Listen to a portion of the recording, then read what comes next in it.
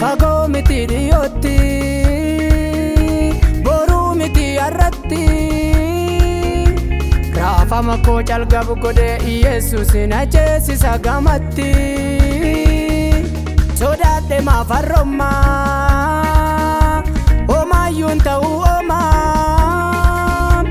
Gaara fuuldura kiyyatu diriirame ulfinattan hiriira.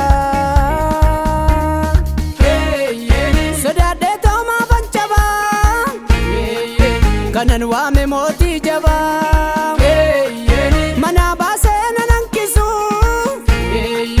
Eebbi koo dachaa mirgisu, eebbi koo dachaa mirgisu, eebbi koo dachaa mirgisu, eebbi koo dachaa mirgisu, eebbi koo dachaa mirgisu.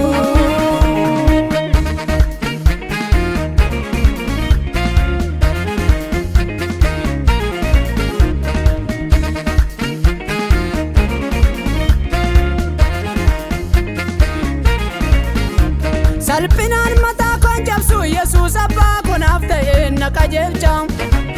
Ganama koofin murteessu galgala koo keessa lixee na bareecha. Guyyaa fatee nan barbaanne bari obboroon na tolseene iddoo koo didee. Jooraa karaan harkaa badee kitila keessa yaabatee taas na fidee. Aan hunduu jireenya tan seena malee, gargaarsa isaatu amma malee natti tolee.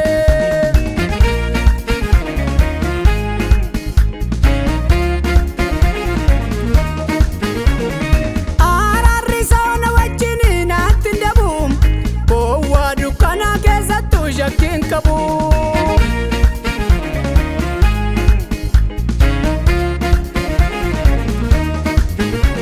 shakkiin qabu isaan na geggeessa. Shakkiin qabu inni aangoo qabeessa. Shakkiin qabu isaan na geggeessa.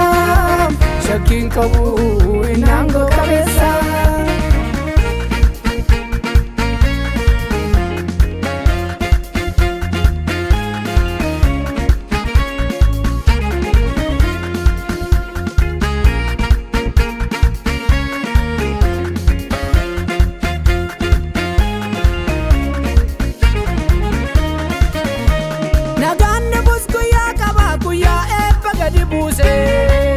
Akka bokkaa dhangalaasu abdii guutuu nan eeggadha. Raafamni ka'us ce'umsa hariiree biyyaan abbaasu.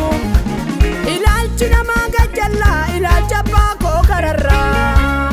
Dhufee turkeessa jiru koo waamichaa nan deemee dhufee karaa koof karaa jireenyaati.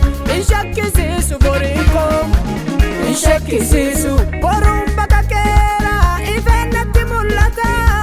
In shakkisiisu sagalee kutee darbutu olii natti dubbata. In shakkisiisu gurri koos na nyaata, miilli koos jarjareera. In shakkisiisu sa'a namaaf nagaadha, guyyichis as ga'eera.